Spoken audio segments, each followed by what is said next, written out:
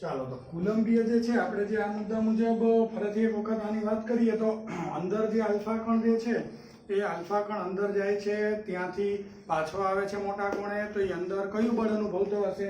તો આપણે નક્કી કર્યું અપાકર્ષણ બળ. તો અંદર કારણ કે સોનાની વરખને કંઈ થતું નથી એટલે એ અંદર જઈ અને અપાકર્ષી બળ અનુભવીને આલ્ફા કણ જે છે એ પાછો આવી જાય છે અંદર જઈને. તો અહીં આલ્ફા કણ કુલંબીય અપાકર્ષણ બળ અનુભવે છે અંદર. તો એ અંદર જે છે એ સોનાના વરખની અંદર કુલંબીય અપાકર્ષણ બળ અનુભવે ક્યારે? પોતે તો આલ્ફા કણ એટલે હિલિયમનું કેન્દ્ર જેની ઉપર 2 પ્રોટોન જેટલો ધન વીજભાર હોય. તો જો એની ઉપર ધન વીજભાર હોય તો અંદર ક્યાંક જે છે કોઈક વિસ્તારમાં કયો વીજભાર હોવો જોઈએ? ધન વીજભાર. એટલે શું થાય કે સોનાની વરખમાં એ અંદર જાય આલ્ફા કણ, ત્યાં અંદરના જે કેન્દ્રિત થયેલા એક વિભાગના એ ધન વીજભારની અંદર જઈ અને ત્યાંથી અપાકર્ષી બળ અનુભવીને શું થઈ જાય? પાછો આવી જતો હોવો જોઈએ. બરાબર છે. એટલે એ કુલંબીય અપાકર્ષણ બળ જે અંદર અનુભવે છે એ કુલંબીય અપાકર્ષણ બળ અનુભવે છે એની પાછળનું આ ધન વીજભાર અંદર કેન્દ્રિત થયેલો હોય એવું જવાબદાર કારણ ગણી શકાય. બીજું કે આ જ્યારે બળ લાગે, બરાબર છે, આપણે એમ કહી શકીએ કે અહીં ધન વીજભાર જે છે એ ધન વીજભારિત આલ્ફા કણ બળની અસરને લીધે, બરાબર, અંદર જે ધન વીજભારિત આલ્ફા કણ જે છે એ આલ્ફા કણ બળની જેની ઉપર જે અસર થાય છે એ બળની અસરના લીધે આલ્ફા કણ જે છે બળની અસરના લીધે તેનો માર્ગ જે છે તેનો માર્ગ બદલાય છે. બરાબર છે. ધન વીજભારિત આલ્ફા કણ બળની અસરને લીધે તેનો માર્ગ બદલાય છે. જ્યારે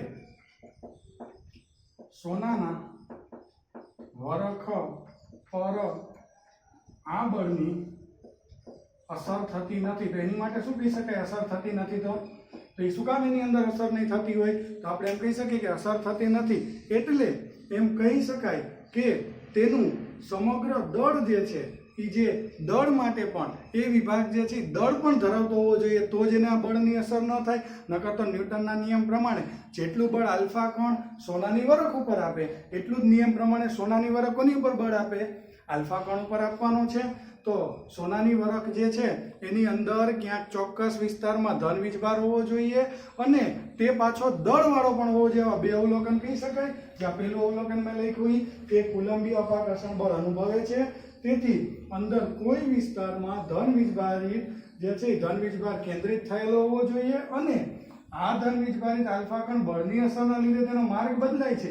જ્યારે સોનાના વરખ પર તેની અસર થતી નથી એટલે કે આ વિભાગ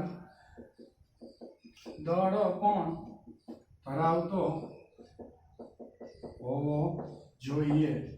અને મિત્રો આ જે સોનાના વરખની અંદર આ ધન વીજભારિત અને બધું જ તેનું દળ જ્યાં કેન્દ્રિત થયેલો છે એવો દળ ધરાવતો જે આ વિભાગ જે છે એને આપણે શું કહીએ છીએ?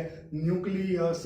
અને આ રીતે રથરફોર્ડે આલ્ફા કણ જે છે એ મોટા કોણે પ્રકીર્ણન થાય એના ઉપરથી આપણને એક સરસ મજાની શોધ એટલે કે પરમાણુની અંદરના ન્યુક્લિયસની શોધ કરીને આપી. આને એને કયા નામે ઓળખ્યું? ન્યુક્લિયસ. તો અહીંયા હું એમ આપી શકું આન્સર કે અહીંયા જે એને શું કીધું કે અહીં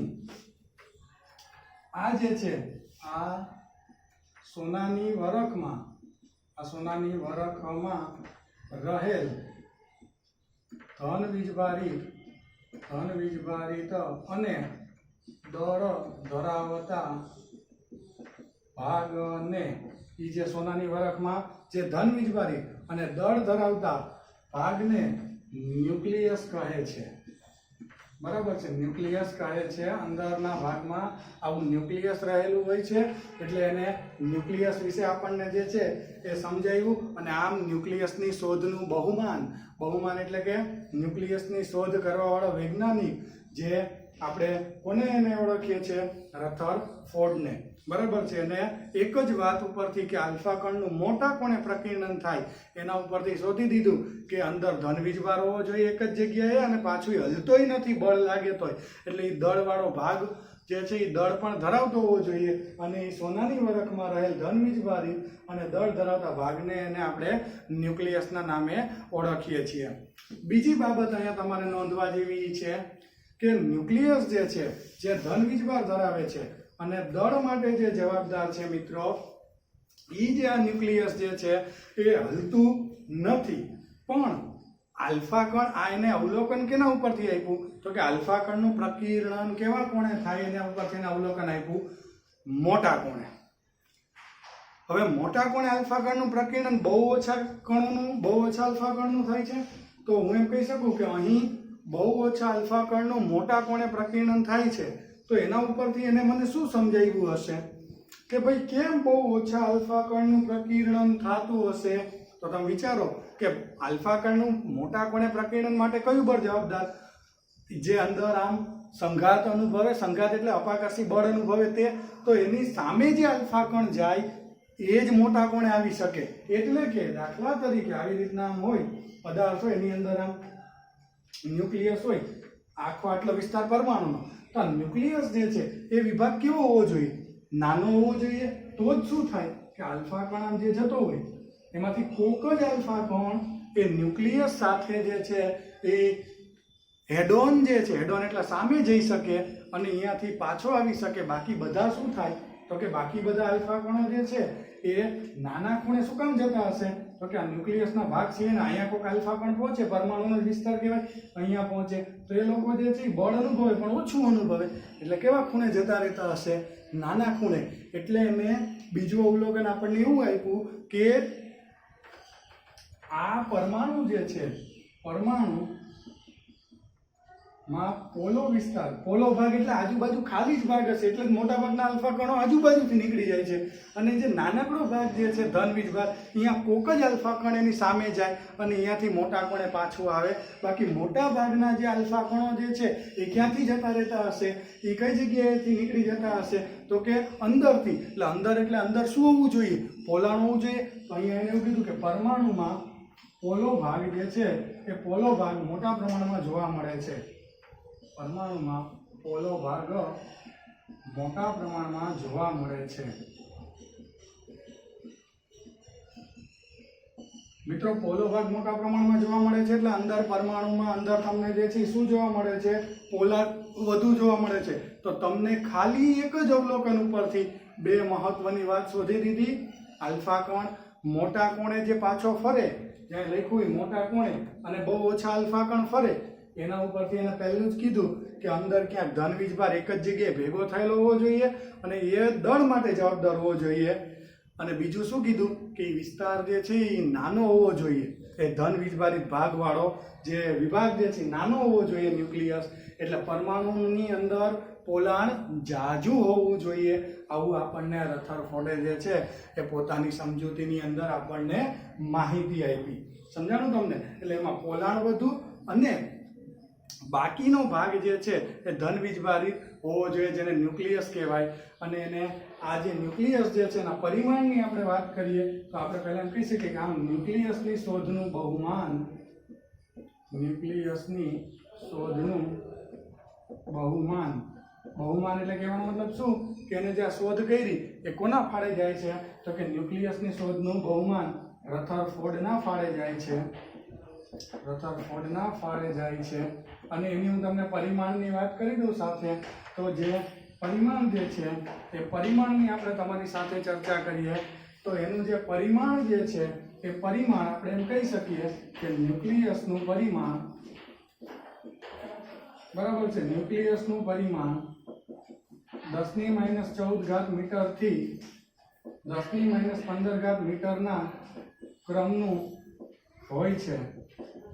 બરાબર, આટલા ક્રમનું જે હોય છે, જે આપણે અગાઉ પણ શીખેલા છીએ. અને પરમાણુ જે છે, ન્યુક્લિયસની જે સિવાયનો બાકીનો જો ભાગ પદાર્થની અંદર આખા પરમાણુનો જ્યાં છેલ્લે ઇલેક્ટ્રોન રહેલા હોય તે છેલ્લે સુધીનો ભાગ એ પરમાણુની ત્રિજ્યા કહેવાય. એ પરમાણુની ત્રિજ્યા જે આપણને જોવા મળે છે એ પરમાણુની ત્રિજ્યા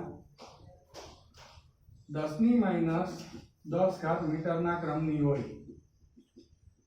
તો મિત્રો આજે આલ્ફા કણનું જે પ્રકીર્ણન થાય છે એ આલ્ફા કણના પ્રકીર્ણન માટે રુથરફોર્ડ જે છે એ આપણને બે ખાસ મહત્વની વાત કે અંદર કોઈ ચોક્કસ વિસ્તારમાં ધન વીજભાર રહેલો છે અને દળ માટે એ જવાબદાર છે, અને આજુબાજુનો વિસ્તાર પોલો છે કે જ્યાંથી આલ્ફા કણો જે છે એ બાકીના નીકળી જાય છે અને પોલો વિભાગ મોટો છે એવી મહત્વની સમજૂતી આપી. અને ખાસ કરીને જે ન્યુક્લિયસ આજે તમે જે ધ્યાનમાં લ્યો છો કે ભાઈ આવું ન્યુક્લિયસ હોય, આ ન્યુક્લિયસની શોધ કરવાવાળો વૈજ્ઞાનિક કોણ હતો? આ રુથરફોર્ડ હતો. બરાબર છે મિત્રો, આ રુથરફોર્ડની દલીલની આપણે સમજૂતી આપી. હવે આપણે નેક્સ્ટ જે પ્રશ્ન ભણવો છે એ રુથરફોર્ડ જે છે એ આલ્ફા કણના પ્રકીર્ણનના અવલોકનો ઉપરથી આવું તારણ કાઢ્યું. હવે એને પ્રકીર્ણન અંદર જે સમજાવવા માટે જે છે એને રીડિંગ મળી ગયું હતું કે પ્રકીર્ણન થાય છે, તો એ પ્રકીર્ણનની એને કઈ રીતના સમજૂતી આપી કે આવું પ્રકીર્ણન શું કામ થાય છે? બરાબર છે, પ્રકીર્ણન મળ્યા પછી અવલોકન આવું નીકળે છે, પણ એ પ્રકીર્ણન શું છે, કઈ રીતના થાય છે? તો એની માટે આપણે એવો પ્રશ્ન લખી શકીએ કે પ્રકીર્ણન થતા આલ્ફા કણ માટે રુથરફોર્ડની સમજૂતી. એટલે આલ્ફા કણો પ્રકીર્ણન શું કામ થતા હશે, એક કરતા વધારે થતા હશે કે શું કાંઈ, એની માટેની આપણે સમજૂતી લેવાની છે. એટલે પ્રકીર્ણન થતા આલ્ફા કણ માટે રુથરફોર્ડની સમજૂતી.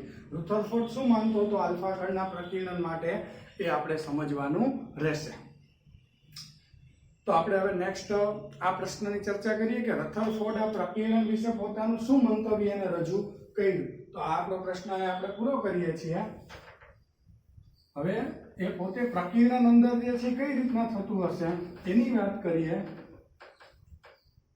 અને સૌથી પહેલા શું સમજાયું મિત્રો કે જે પરમાણુ જે છે એ તમે અને હું બંને જાણીએ છીએ કે પોલો છે.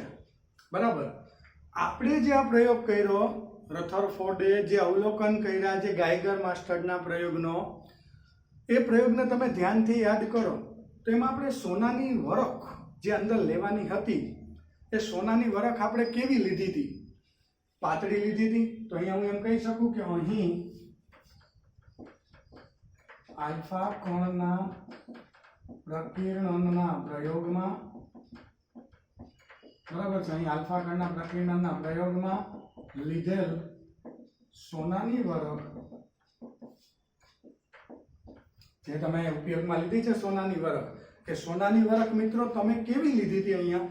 તો એમ કહી શકું કે આલ્ફા કણના પ્રકીર્ણનના પ્રયોગમાં જે છે પ્રકીર્ણન પ્રયોગમાં લીધેલ સોનાની વરખ અત્યંત પાતળી હતી. એટલે કે બહુ પાતળી લીધી હતી, પાતળી હતી. તો એની માટે તમે શું કહી શકો કે સોનાની વરખ પાતળી હતી? તો હું એવી અહીંયા ધારણા કરી શકું કે સોનાની વરખ પાતળી છે એટલે આમ એક કરતાં વધારે આમ અંદર ન્યુક્લિયસની આમ થપ્પી બંધ ગોઠવણી આવું હોવાની સંભાવના ઓછી. જો આવું હોય તો શું થાય? તમે જો આવી ગોઠવણી લ્યો તો શું થાય? આમાં શું વાંધો છે? આવી ગોઠવણી લ્યો શું થાય? ચાલો જોવો જોઈએ. આવી ગોઠવણી તમે લ્યો તો પ્રશ્ન જે છે એ પ્રશ્ન શું ઉદ્ભવે? બરાબર છે, આવી ગોઠવણી લ્યો તો દાખલા તરીકે આલ્ફા કણ અહીંયાથી આમ આવે તો એ ક્યાંક અહીંયાથી અપાકર્ષણ થોડુંક અનુભવે ને અહીંયાથી અનુભવે ને આમ જાય તેમ જાય આવી રીતના આમ આલ્ફા કણ બહાર આવે. તો જે આલ્ફા કણનું જે બહાર આવે છે આલ્ફા કણ, એ આલ્ફા કણ એક કરતાં વધારે પ્રકીર્ણન થઈને બહાર આવતો હશે. પણ આ જાડી વરખ હોય તો આપણે આવી સંભાવના કેવી છે? નહીવત છે. કારણ શું? કારણ કે સોનાની વરખ પાતળી છે. તો હું અહીંયા એવો મુદ્દો લખી શકું કે અહીં સોનાની વરખ અત્યંત પાતળી જે છે આલ્ફા કણના પ્રકીર્ણનના પ્રયોગમાં જે તમે ધ્યાનમાં લીધેલી છે, ધ્યાનમાં લીધેલી સોનાની વરખ અત્યંત કેવી હતી? પાતળી લીધી હતી તમે, પાતળી હતી. તો એમ કહી શકું પાતળી હતી, જેથી આલ્ફા કણ જે છે અહીંથી આમ જે જાય છે એ આલ્ફા કણનું એક કરતાં વધારે વખત પ્રકીર્ણન જે છે એ પ્રકીર્ણન થઈને મોટા કોણે જે આ બહાર આવ્યા, આમ એક કરતાં વધારે વખત આમ પ્રકીર્ણન થઈને આ મોટા કોણે જે છે મોટા કોણે બરાબર છે, મોટા કોણે પ્રકીર્ણન પામે, પછી ફાઇનલી આ મોટા કોણે પ્રકીર્ણન એનું થાય, એક કરતા વધારે અંદર ને અંદર પ્રકીર્ણન થાય અને ફાઇનલી મોટા કોણે પ્રકીર્ણન જે એનું થાય, આ મોટા કોણે પ્રકીર્ણન પામે તેવી સંભાવના જે છે તેવી સંભાવના નહીવત. બરાબર છે, આવી સંભાવનામાં હું માનતો નથી. નહીવત એટલે આવું ન થાય. તો કેવું થાય? તો અહીંયા હું એમ કહી શકું કે અહીં આવું ન થાય. તો અહીંયા હું એમ કહી શકું કેવું થાય? અહીં આલ્ફા કણ જે છે એ આલ્ફા કણનું પ્રકીર્ણન લગભગ એક જ ન્યુક્લિયસ સાથે આંતરક્રિયાને લીધે થતું હોય છે. બરાબર છે, તો જ આપણે જે છે એ અપાકર્ષી બળ અનુભવી નાનકડા વિસ્તારમાં ધન વીજભાર છે એવી રથરફોર્ડે જે માહિતી આપી એ સ્વીકારી શકીએ. નકર જો આવી રીતના થાય તો શક્ય ન બને. એટલે આપણે એમ કહી શકીએ કે આમ જે અહીંયા આપણે કીધું આવી સંભાવના નહીં હોય, આમ આલ્ફા કણનું પ્રકીર્ણન થવા માટે એક જ ન્યુક્લિયસ સાથે થતી આંતરક્રિયા જવાબદાર હોય. એટલે એક જ ન્યુક્લિયસ સાથે થતી આંતરક્રિયા જવાબદાર હોય એટલે કે એક જ ન્યુક્લિયસ વડે અપાકર્ષી બળ અનુભવી અને મોટા કોણે જે છે એનું શું થાય છે મિત્રો? આલ્ફા કણનું મોટા કોણે પ્રકીર્ણન થાય. એમાં એક કરતા વધારે વખત જે છે એ આવું આંતરક્રિયા થવાની કોઈ અહીંયા આવશ્યકતા નથી. બીજી બાબત કે અહીં જ્યારે આ પ્રકીર્ણન થાય છે મિત્રો, ત્યારે આલ્ફા કણ કેવો જે છે એ મોટા કોણે પાછો આવે છે, જ્યારે સોનાના વરખને કેમ કંઈ થતું નથી? તો એનું કારણ મેં તમને કીધું છે. તો એ ફરીથી અહીંયા આપણે કહીએ કે અહીં આલ્ફા કણનું મોટા કોણે પ્રકીર્ણન થાય છે. બરાબર છે, મોટા કોણે પ્રકીર્ણન થાય છે જ્યારે સોનાના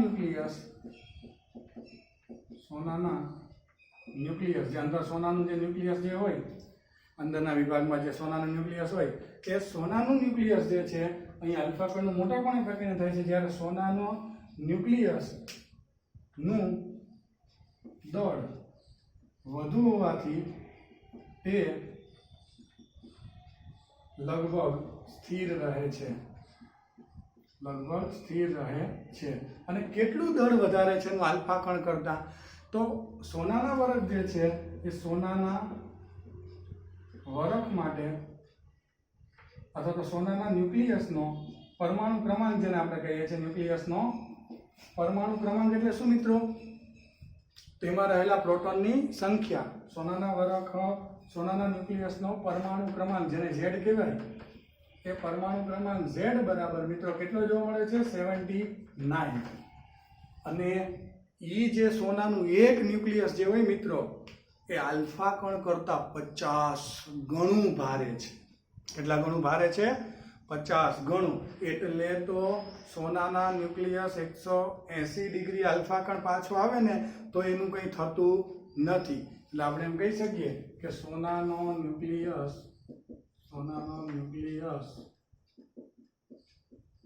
આલ્ફા કણ કરતા લગભગ 50 ગણો ભારે છે. એટલે 50 ગણો ભારે છે એટલે કહેવાનો મતલબ શું કે આલ્ફા કણ ને બળ લાગે પણ સોનાના ન્યુક્લિયસ ઉપર બળ લાગે પણ અસર ન થાય. મેં જે તમને દિવાલની વાત કરી કે દિવાલ ઉપર આમ બોળ અથડાવીએ તો દિવાલથી ભટકાઈને બોલ તમારી સામે આવે પણ દિવાલ ન હલે. કેમ? એ દળવાળી છે. એવી જ રીતના આલ્ફા કણ જ્યારે સોનાના ન્યુક્લિયસ સાથે આમ અથડાય એટલે બળ અનુભવે ત્યારે એ પાછો આવે પણ સોનાના ન્યુક્લિયસનું દળ વધુ એટલે કેવો રહે? સ્થિર રહે. તો એવું આપણે અહીંયા કહી શકીએ કે પોતે જે છે એ સ્થિર છે. હવે મારો પ્રશ્ન એ છે કે કેટલા મૂલ્યનું બળ અનુભવતો હશે એની આપણે અહીંયા ચર્ચા કરીએ. તો અહીં જે આલ્ફા કણ જે છે એ આલ્ફા કણ પર લાગતું કુલંબીય અપાકર્ષણ બળ મિત્રો એની ઉપર જે આ કુલમ્બના નિયમ પ્રમાણે જે અપાકર્ષણ બળ લાગે કેટલા મૂલ્યનું બળ લાગતું હશે? તો ધ્યાનથી જોજો. આલ્ફા કણ આમ હોય, આ ન્યુક્લિયસ છે આટલું, જ્યાં બધું દળ અને ધન વીજભાર કેન્દ્રિત થયેલો છે. એ આલ્ફા કણ અહીંયાથી બળ અનુભવીને પાછો આવે.